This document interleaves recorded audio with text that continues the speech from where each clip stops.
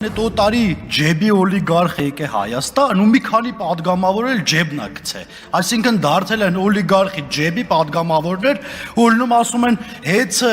Սամվել Կարապետյանը բարերար, չգիտեմ ինչ,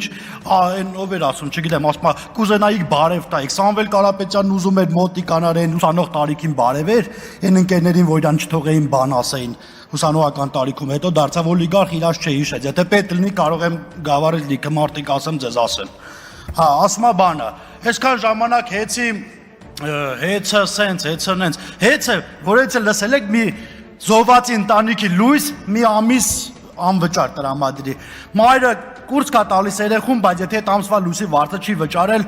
լույսը վրեն անջատում են, հանապողների մասին, եկեք գնացեք օրինակ գավառի գանձակ համայք ու ասեք, որ չէ, պետքա հեծը չպետականացվի, այլ մնա ինչ-որ օլիգարխի, հետ ժողովուրդը կլարեն ձեզ ուղղակի ընդես, գիտեք խի, որտև ընդեղ քամին, որ մի հատ խփում է, սաղի լուսեր նետում է։